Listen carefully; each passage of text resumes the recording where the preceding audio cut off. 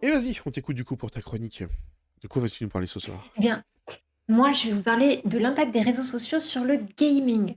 Alors, on le sait, les réseaux sociaux, ils ont transformé presque tous les aspects de notre vie quotidienne, hein, on va pas se le cacher. Et les jeux vidéo n'échappent pas à cette révolution. Mais avant ça, on faisait comment pour trouver les codes de triche et tout ça? Ah! Alors, je sais pas si vous vous souvenez, mais il y a une époque où on devait aller au bureau de tabac et au Oui, bureau de oula. tabac, on achetait des livres épais Mmh, comme ça, où il y avait toute la liste des jeux c'est vrai. vidéo avec tous les codes de triche qu'il y avait dedans. Et pour les plus chanceux et les plus chanceuses d'entre nous qui avaient, une bonne connexion internet, alors à l'époque, c'était la DSL Mmh. et ça coûtait super cher. Le fameux modem où quand tu passais ta communication, ça avec, tu ta mère qui appelait au téléphone: «Fais maman, arrête de Ouais. Tilou, tilou. 3 plombes à se connecter. Et ben, pour ceux qui avaient, la chance d'avoir ça, il y avait des forums en ligne où on pouvait s'échanger des informations, un peu par-ci, un peu par-là. Et tout ça maintenant, ça n'existe plus. À cause de quoi? À cause notamment des réseaux sociaux, qui ont complètement changé la façon de communiquer, notamment dans le secteur des jeux vidéo. Et donc cette chronique, elle va parler de l'impact, l'influence que ça a eu les réseaux sociaux sur ce secteur. Alors tout d'abord, en termes de quoi il y a eu l'influence? Il y a eu une influence en termes de tendance de consommation. Pourquoi? Parce que les réseaux, sociaux, ils sont devenus des catalyseurs hyper puissants. C'est-à-dire qu'ils ont façonné les tendances de consommation de manière inédite.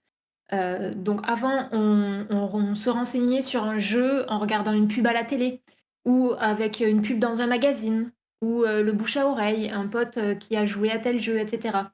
Aujourd'hui, il vous suffit d'un tweet qui devient viral, une petite vidéo sur TikTok et votre jeu vidéo, il peut exploser du jour au lendemain. Et c'est ce qui s'est passé pour Among Us, que vous voyez, à côté de moi, qui a connu un succès fulgurant grâce aux réseaux sociaux. Initialement, il était sorti en Mmh, 2018 et il a explosé en 2020. Donc pendant 2 ans, il s'est rien passé sur ce jeu et en 2020, il y a des streamers qui s'y sont intéressés au jeu, qui ont publié ça sur Twitch et sur YouTube et là, ça fait le méga buzz et tout le monde s'est mis à y jouer. Alors, je pense que le Covid a aidé, clairement. à ce que ce jeu explose, mais c'est parce que, les réseaux sociaux ont explosé aussi pendant cette période-là.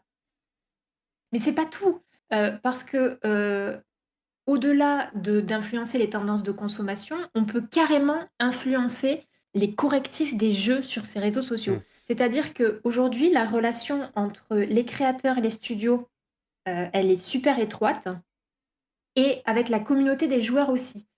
Vous qui jouez beaucoup à, Star Citizen? Star Citizen, vous êtes clairement, voilà, vous y connaissez clairement dans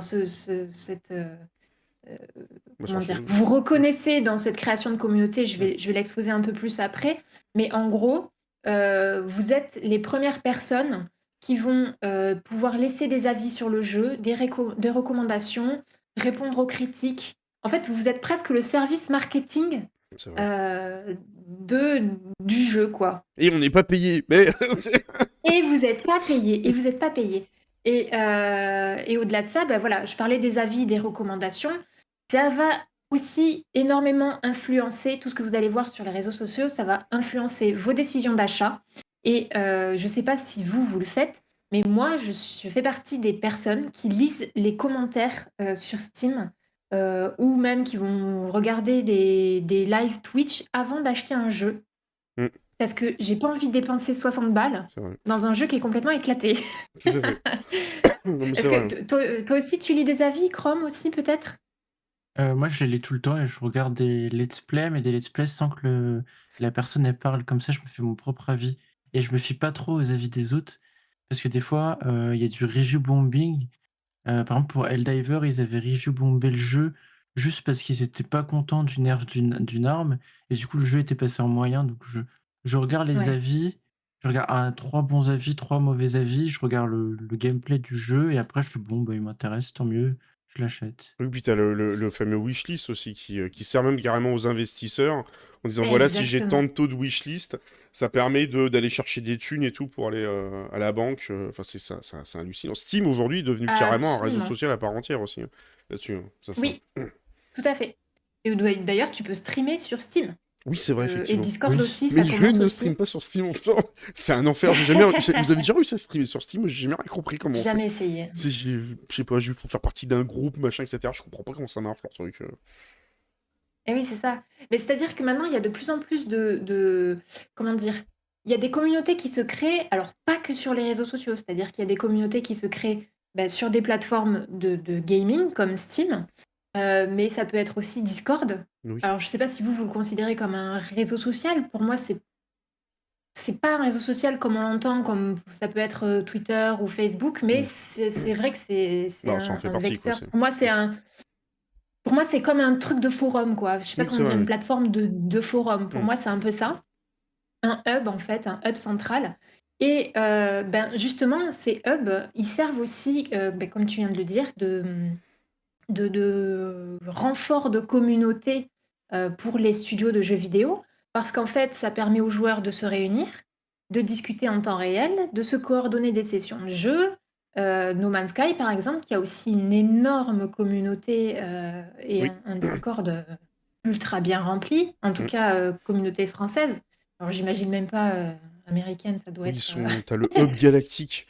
Waouh. J'ai déjà été Ouais, voilà. j'y suis d'ailleurs sur le Discord de la communauté anglaise. T'as un hub complètement taré. Enfin, franchement, c'est impressionnant. Faut aller voir au moins une fois dessus. La section partage de base building, enfin, c'est complètement fou leur truc. Mm. Les Sims aussi, les Sims, ça Oula, fait partie, c'est vrai. ça fait partie des très très grosses communautés de jeux. Et EA s'en sert énormément pour développer les packs de jeux qui sortent à la suite. Euh, mais ces nouvelles communautés, elles servent aussi non pas que pour les studios, mais aussi pour les nouveaux joueurs.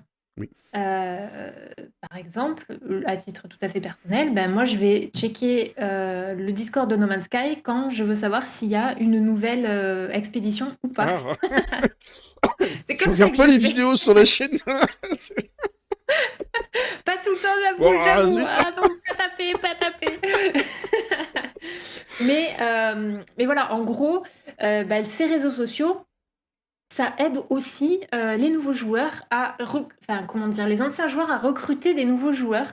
Et c'est carrément les communautés qui vont créer des guides, voire des tutos, qui vont les partager. Toi qui sais très bien, comme tu viens de le dire, qui fait des émissions sur la sortie des jeux, etc. Mais souvenez-vous, avant, en fait, ça a remplacé une époque où avant, on avait des lignes téléphoniques pour aider les joueurs et les joueuses. Oui, Je ne sais pas si vous vous souvenez, mais Nintendo, oui, c'est vrai. Nintendo avait une ligne téléphonique. On pouvait les appeler pour leur demander, quand vous étiez bloqué dans un jeu, qu'est-ce qu'il fallait faire pour s'en sortir. Donc, c'est là où je t'avais passé un autre Oui, lien de vidéo, je l'ai mis, que tu es en train de mettre, pardon. Alors, on va peut-être pas entendre ce qui se dit dans la vidéo, mais en gros, c'est une personne qui appelle Nintendo aux États-Unis et qui lui demande, qui est bloqué sur Zelda, et qui lui demande comment il fait pour battre le boss avec seulement, non, pour trouver le dernier cœur de vie ou quelque chose comme ça. Ah, Et donc, c'est incroyable parce que moi, je savais pas du tout que ça existait.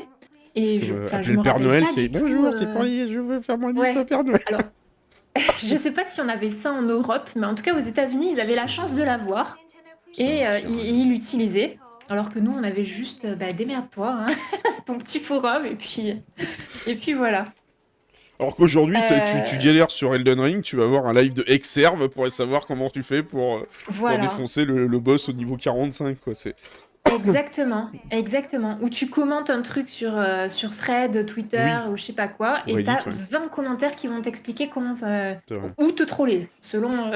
Oui, c'est vrai, ouais. Et il n'y avait pas une idée, justement, Ouais, pendant un moment où Nintendo, je crois, ils n'avaient pas déposé un brevet, ou peut-être PlayStation, où tu pouvais carrément te demander à ce qu'il y ait un joueur qui vienne t'aider dans ta partie, ou que tu postes un commentaire. Ils n'avaient pas fait je sais Ils n'avaient pas. pas fait des études là-dessus pendant un moment. Je crois que c'est tombé à l'eau, cette histoire, où tu pouvais carrément demander à... Je sais pas. Mais c'est encore d'actualité parce que tu le vois dans Elden Ring, les joueurs Oui, c'est vrai, qui tout à fait. décèdent peuvent laisser des mots, C'est vrai. ce genre de choses, Mm, qui mm, peuvent mm. troller les autres joueurs ou pas, hein, d'ailleurs, hein, mais il y a vraiment un côté communautaire de plus en plus dans les jeux, Je pense au-delà que des ça existait MMO sur le Minitel, classiques. l'ordi, parce qu'il parle du Minitel, mais je pense qu'il devait y avoir des 3615. Au secours, Ah j'arrive pas! oui, Ça devait exister, je Francis pense. Case, à l'aide! Et donc, au-delà des tendances de consommation, au-delà du rôle des communautés, il y a aussi le rôle des influenceurs. On ne peut pas les ignorer. C'est impossible aujourd'hui d'ignorer l'existence des influenceurs et encore moins dans le jeu vidéo. Et encore moins sur Twitch, clairement, parce que bah, c'est une place prépondérante et d'ailleurs ce sont les premiers partenaires Mm. euh, professionnels, on va dire, des studios, c'est clairement les influenceurs. Pourquoi? Bah, parce qu'ils vont promouvoir les jeux. Alors, ça dépend des influenceurs, hein, mais en gros, ils vont collaborer ensemble pour promouvoir des titres et sponsoriser des streams, des avant-premières, distribuer des clés, etc. Voire même parfois apparaître dans les jeux eux-mêmes. Oui, c'est vrai. Par exemple, Fortnite. Mm. Fortnite, vous avez eu Ninja. des chanteurs. Vous avez eu Ninja, Oui, tout à ouais. fait. Il y a eu plein de...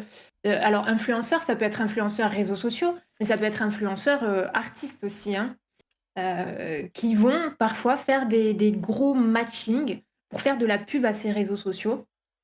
Et donc, les influenceurs ont le pouvoir de lancer des modes.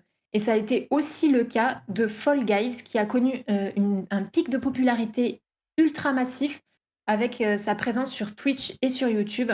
Pendant un temps, on ne voyait plus que ça. C'est vrai. Et ça a permis en fait le développement du jeu sur plusieurs plateformes. Donc ça, c'est un incontournable, hein, clairement. Donc voilà, on peut pas nier que les réseaux sociaux ont un impact sur notre vie en général, mais surtout aussi sur le gaming. On influence nos tendances de consommation, on crée des communautés dynamiques, on redéfinit complètement le marketing à travers les influenceurs et les communautés. Et c'est tout ça, ça a transformé le secteur des jeux vidéo qu'on connaissait avant. Mais cette nouvelle forme de marketing, elle soulève aussi des questions éthiques. Quelle est la frontière entre le contenu authentique et le contenu sponsorisé? Mm. Parfois, ça peut être un peu flou. Est-ce qu'un influenceur a vraiment apprécié un jeu ou est-ce que c'est juste pour qu'il soit payé? Ça peut conduire à des appels pour une plus grande transparence. Moi, par exemple, je me souviens Cyberpunk, quand j'avais vu, je sais plus si c'était l'E3, qui avait Keanu Oui, Reeves. oui. Et là, ah ouais, trop bien, mais moi je le veux de ouf ce jeu. Et en fait, quand il est sorti, il faisait que bugger. Il y avait des dildos partout. J'étais dégoûtée. Et ce jeu, j'y ai joué 2 heures. Et voilà. Et je l'ai laissé, je n'y ai plus Non, il jamais y avait un rejoué. max de pubs avec des créateurs de contenu et tout. Ils jouaient tous sur PC et c'était allé à peu près bien, quoi. Mais ils C'est étaient pas sur ça. console, par exemple. Tu vois, c'est... Ouais, exactement. Mais du coup, moi, je me suis fait influencer et depuis ce jour-là, j'ai dit stop, c'est terminé. J'ai dépensé trop d'argent dans un jeu qui n'était pas terminé à l'époque. Bon, peut-être que maintenant, avec tous les correctifs et tout, Non, il est tout ce qui nickel. tout ce qui a été fait Faut y depuis, jouer. Ah voilà, oui, il est clean et Phantom l'histoire est plus Liberty, c'est cool. une masterclass. Hein. Joue-y, tu vas il est t'impressionner. incroyable. Mais, Le mais DLC, voilà, moi, j'ai décidé que je me ferais plus influencer par les contenus Faut voir sponsorisés. que c'est pas mal, c'est l'influenceuse qui se fait influencer. Tu vois. Ouais, c'est ça. C'est On est ça, un c'est peu ça. tous l'arroseur Mais arrosé, tu vois, au bout d'un moment. exactement. Est-ce que vous avez déjà été influencé par un influenceur ou un jeu qui vous a hypé parce que quelqu'un y a joué? Ah bah Et est-ce que c'est vous avez regretté récurrent. par la suite? C'est récurrent, c'est vrai que tu voulais peut-être en parler, mais il y a le fameux lien parasocial, mais moi ça me fait ça à chaque fois. Quand tu vois par exemple un jeu et qu'il est joué quasiment par tout le monde, et tu sais que le jeu va te plaire, le simple fait de voir quelqu'un d'autre y jouer, déjà rien que ça, t'es là en train de te retenir. Attends, je vais me retenir de pas aller l'acheter sur Steam, ça me donne trop envie d'essayer. Et en gros, t'as l'impression, en fait, il y a une espèce de lien qui se crée, t'as envie de te retrouver dans la même situation que le streamer qui est en train d'y jouer, dans les mêmes galères, tout ça, etc. Ouais. Tu crées un espèce de mimétisme, ce qui est incapable de créer la télévision ou des pubs à la télé, parce que les pubs à la télé, tu les vois passer, t'as ton cerveau qui se met en off. Alors que là, t'as un créateur de contenu qui est limite en train de répondre à tes questions, donner envie de ça, etc. Enfin bon, on peut citer Star Citizen, mais je pense qu'aujourd'hui, Star Citizen ne serait pas là où il est aujourd'hui. Enfin, beaucoup beaucoup de jeux ne seraient pas là où ils sont aujourd'hui, tu citais Among Us, si derrière il n'y a pas eu des créateurs de contenu qui les avaient poussés, quoi. Absolument. On est leur première pub quasiment, et c'est vrai Ah, mais qu'effectivement, quand oui. tu dis, il y a un peu toutes ces problématiques. Oui, on parle aussi de Star Citizen, notre Chris à tous. On n'arrête pas d'en parler. J'en parlais tout à l'heure avec la méthode de la Chine, on en parle maintenant, c'est pas possible. Chrome, sauve-nous par pitié ta chronique, j'espère qu'elle ne va pas faire allusion à Star Citizen. Ah non, il n'y a pas de doute. Mais c'est vrai que du coup, il y a cette liaison-là. Et en fait, justement, je sais pas si tu voulais je sais pas si t'avais fini ou pas sur ta chronique. Oui, oui, D'accord. oui, tout à C'est fait. justement sur l'histoire des clartés et des transparences. Alors, je sais pas si c'est le cas, mais il me semble, je sais pas si, je crois pas qu'ils l'ont fait aux États-Unis, mais je crois que l'Europe et surtout la France est assez pionnière là-dedans. C'est l'année dernière, en été, il y a une loi qui est passée, d'ailleurs, qui avait été quand même pas mal poussée aussi, Oui. satisfait par les influenceurs, sur le fait de mettre le petit publicité, collaboration commerciale, pour préciser quand c'est effectivement bien un jeu qui a été payé ou quand vous avez eu votre clé, tout ça, etc. Mais comme tu dis, je crois que ce qui n'était pas le cas avant, je crois même pas que ça Non, soit le non, cas c'est pas le cas avant et c'est pas le cas aux États-Unis. Oui, Aux États-Unis, tu sais toujours pas si c'est de la vraie Mm. pub ou de la fausse pub, mais oui, en effet, c'est français. Ouais. Et oui, les Français ont obligation de mettre, enfin, de Le petit prévenir que tag. le contenu est sponsorisé. Mm. Ouais, ouais, ouais, absolument. Ce qui est très bien parce que justement, ça te permet de savoir effectivement si la clé a été achetée, c'est effectivement une incitation et tout. Et tu le regardes en connaissance de cause en te disant, bon, ok, il est honnête, c'est de la pub. Après, il donne son avis ou pas. Tu peux te dire, effectivement, peut-être que si c'est de la pub, il a eu la clé. Bah, moi, ça m'est déjà arrivé. Hein. J'ai fait des streams où on m'a filé la clé parce que vous avez des portails. Hein, vous avez des portails aujourd'hui comme Keymailer, Lurkit, tout ça, etc., qui sont des gros portails qui permettent à des créateurs de contenu d'obtenir des clés gratuitement. Et en échange, en fait, en connectant votre compte Twitch ou YouTube, suivant l'audience que vous avez, vous montrez pas de blanche et vous faites tant d'heures d'X de stream et vous gagnez une clé gratos. C'est vrai qu'à chaque fois, on peut se dire, ah bah tiens, parce que j'ai gagné une clé gratos, je vais peut-être être un peu plus conciliant envers le jeu, tout ça, etc. Donc c'est vrai que ça peut poser des tonnes de problèmes par rapport à ça. C'est vrai que c'est mieux d'avoir un peu plus de transparence là-dessus. Mais il y avait un créateur de contenu qui en avait parlé récemment, qui fait beaucoup des vidéos là-dessus. C'est Gags, je sais pas si vous voyez, qui est game Je designer. connais pas. Gagzz, pour ceux qui connaissent. C'est un game designer et il travaille, je crois, je crois qu'il a fait le jeu Wild West. C'est un espèce de jeu western. Ah oui, j'ai Voilà. joué, il est très très Voilà. bien ce jeu. Mais il a travaillé, il est game designer, il travaille dans ce studio et à côté il a une chaîne YouTube. Et c'est vrai que lui, il prône effectivement toute la partie au niveau de la transparence. Et comme il expliquait, qu'il disait, c'est vrai qu'il y a une différence entre juste se faire payer une clé du jeu ou par exemple aller carrément à une soirée avec les petits fours. Ouais. Tu joues dans de bonnes conditions sur un PC. Enfin, je vais pas reprendre ce qui s'est passé avec Kerbal Space Program 2 parce que littéralement ils ont fait tester le jeu sur des PC de la NASA, mais véridique. Le jeu, quand il est sorti, il était injouable tellement il était pas opti. Et ils ont fait de la pub sur leur PC qui était chez eux, du coup, directement, avec des super bonnes confs, des 4090, des i13 ou i14. Enfin, ils avaient fait le must. Sauf que du coup, bah, forcément, derrière, le jeu était injouable et ça faisait une mauvaise pub et les gens n'avaient pas vu que c'était effectivement une collaboration commerciale. Donc, effectivement, c'est vrai que c'est. Comment dire, ça arrive d'avoir un peu plus de transparence là-dessus, c'est pas plus mal. Et pour une fois, les Français, nous, on est pionniers Moi, je là-dessus. préfère. On est quand même Ouais. pionniers là-dessus Moi, je sur cette préfère. partie. Bah oui, non, mais c'est clairement, c'est mieux, quoi. Parce que sinon, faut vraiment être transparent, je veux dire, vis-à-vis de l'audience, parce que sinon, au bout d'un moment, t'en sors plus. Et puis, mais après, c'est vrai que c'est très, très américain parfois d'arriver à confondre publicité et pas pub. Et puis après, les gens, ils savent plus. Bah déjà, il y a un truc en plus qui existe en relation avec ça. Il y a un truc qui existe en France et je crois qu'il n'existe pas aux États-Unis pour y avoir été une ou deux fois. En France, je crois que tu as l'obligation à la télévision, quand tu passes une coupure de pub, tu sais, de mettre le petit jingle qui t'annonce que c'est une pub. Et aux États-Unis, tu peux switcher, je crois, de la Comment ça? pub à l'émission. Tu sais, tu regardes. Ah oui, Tu oui, vois ce que je veux oui, dire? oui, oui. De En le petit Espagne, logo ils publicité. switchent aussi comme ça. Oui, voilà. Ce qui fait que du coup, tu es en train de regarder un truc et d'un seul coup, tu vois une pub. Il suffit que la pub soit tellement bien tournée que ça ressemble un peu au film. Tu te dis, attends, c'était le film, la pub, pourquoi est-ce qu'il me parle de. En Espagne, c'est même pire que ça, c'est-à-dire que je me souviens que ça m'avait choqué. Tu regardes une émission télévisée, genre Question pour un champion, et là, tu as l'équivalent de Julien Lepers qui sort la lessive et qui commence à faire la pub pendant 30 Ah oui, secondes d'accord. avec son bidon de lessive, et puis ensuite il arrange et il continue le jeu, quoi. Et ça m'avait Super. choqué, je me souviens. Quand t'as pas les bandeaux qui passent carrément, tu sais, en bas de l'écran, en plein en Ah gros, ouais. avec.